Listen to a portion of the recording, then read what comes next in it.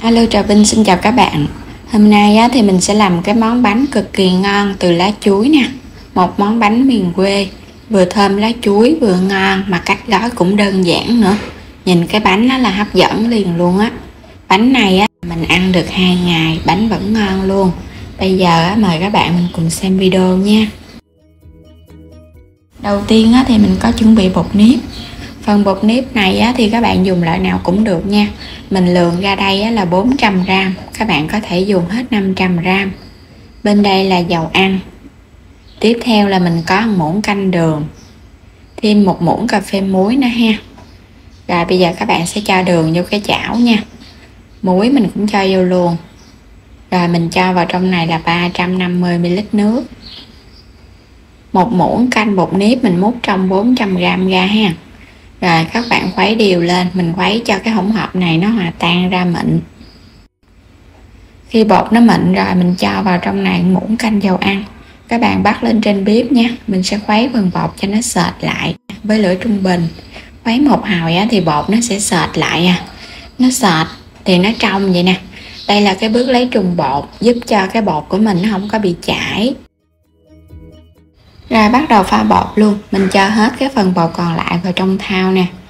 Cái hỗn hợp nước bột hồi nãy mình lấy trùng mình để yên đó. Rồi bây giờ các bạn sẽ lấy, mình cho hết trực tiếp vô một lần luôn nha. Trong lúc cái nước này nó còn nóng này, mình cho vô vậy giúp bột nếp nó không có bị chảy, nó được lấy trùng. Và mình nhồi ở trong cái nước nóng vậy nè, cái bột nếp của mình nó cũng mềm hơn nữa. Cái bánh mình không có cần dùng khoai lang mà cái lớp bột nó vẫn mềm dẻo, nó không có bị cứng Trộn đều xong thì bột của mình nó sẽ quyện lại vậy nè, nó sẽ khô ráo chứ nó không có quá nhão nha. Mình sẽ nhồi. Các bạn lúc này bột vẫn còn ấm nóng, mình nhồi nó dễ lắm. Nhồi thì các bạn đè mạnh xuống. Cái bước mà mình nhồi mạnh tay đè sát xuống cũng giúp cho bột của mình nó dẻo mịn hơn. Thì khối bột mình đã nhồi xong thì mình thấy nó mịn vậy nè. Rồi các bạn sẽ đậy lại một chút xíu nha, cho bột nó đừng có khô, mình để qua một bên. Phần nhân ở đây mình có một cái góc nhỏ cà rốt. Mình dùng củ khoai tây nha, cái lớp nhân nó bùi bùi. Thêm cái củ sắn vừa vừa nữa. Nấm mèo các bạn ngâm nước trước cho nó nở, cho mềm ra. Thịt ở đây là mình có cái thịt bà rọi nè, mình xắt hạt lựu nhỏ nhỏ. Hành tím và tỏi băm. Khoai tây các bạn sẽ cắt lát vừa vừa, để một chút nữa mình xắt lại nhỏ nhỏ đó cho nó đều. Mình xắt sợi lại nha. Khoai tây mình dùng công thức này ăn cho nó ngon Khoai tây thì cho vào nó bùi bùi, mình ăn nó cũng thơm nữa. Củ sắn thì mình xắt nhỏ hơn chút, xắt càng mỏng càng ngon.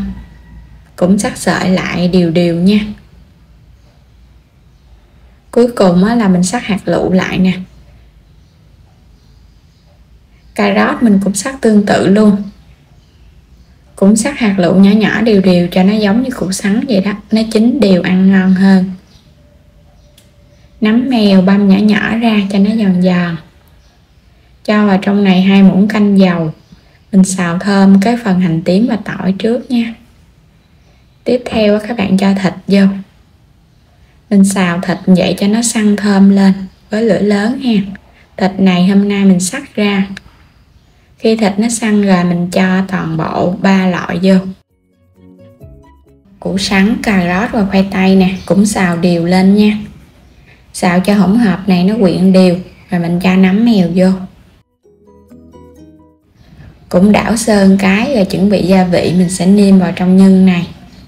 Mình cho vào trong này 1 muỗng canh đường, chút xíu bột ngọt, 1 muỗng cà phê hạt nêm, 1 muỗng cà phê muối. Cuối cùng là tiêu xay thì tùy ý. Rồi cũng xóc đều lên ha. Hỗn hợp của mình nó sẽ quyện đều gia vị là được rồi. Mình trộn sơn cái nữa, vậy là được nha. Mình không có cần phải làm cho nó chín quá đâu, tại vì bánh mình còn hấp nữa. Mình có chuẩn bị lá chuối, mình xé mỗi một miếng là khoảng 1 gang tay nha. Lau chùi 2 mặt lá, nếu lá có giòn thì mình trụng sơ nước nóng hoặc là phơi nắng. quét sơn lớp dầu ăn cho bánh không có dính. Rồi bây giờ mình sẽ lấy bột ra nè, các bạn nhồi sơ lại nha, cho nó dẻo mịn hơn chút. Tại vì hồi nãy giờ mình để cho nó nghỉ á, thì bột nó sẽ hơi khô. Nếu mà có hơi khô á, mình cho thêm chút xíu nước nữa rồi cái mình nhồi ẩm lại nha. Rồi bây giờ sẽ lấy một cục bột nè, các bạn cứ cho thẳng lên trên cái miếng lá luôn, mình không có cần phải gói trước gì hết. Dàn cho nó mỏng ra thì mình múc một muỗng canh như múc đầy lên. Rồi các bạn túm bột lại nha. Mình làm cách này thì thấy nó nhanh nè, có cái phần dầu ăn vô á, bột nó không có bị dính. Túm cho nó đều sát vô, đừng có lá nhương ra. Rồi bây giờ các bạn úp hai cái mép lá lại. Gói cách này rất là nhanh luôn. Các bạn sẽ túm cái phần đầu lại nha, cho nó có cái mỏ nhọn chút xíu nhìn nó đẹp. Hoặc là mình túm trơn lại luôn cũng được nữa. Úp hai cái đầu đơn giản. Làm xong rồi thì mình để qua bên, mình làm lần lượt cho nó hết. Có thể dùng cọng dây mình buộc sơ lại. Đây cũng là cọng dây của lá chuối luôn nha. Buộc lại như vậy thì chút hấp ra cái bánh của mình nó không có bị bung. Còn các bạn không buộc cũng không sao.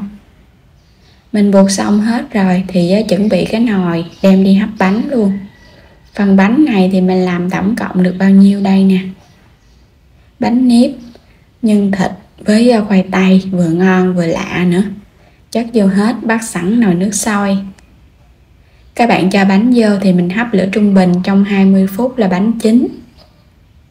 Sau 20 phút tắt bếp luôn ha. Bánh của mình cũng nhỏ gọn cho nên là cũng nhanh chín. Nếu các bạn làm lớn hơn thì mình hấp thời gian tăng lên.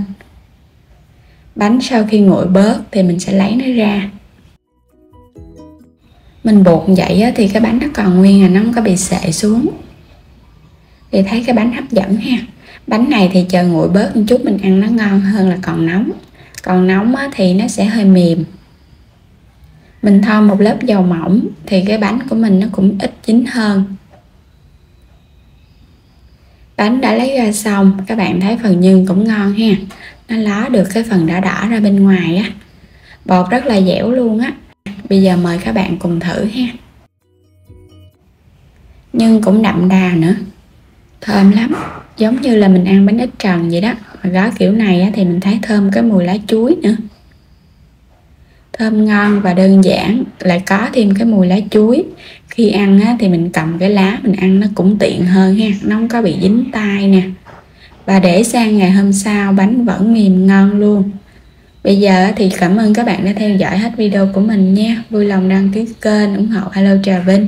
Xin chào và hẹn gặp lại các bạn ở những video tiếp theo.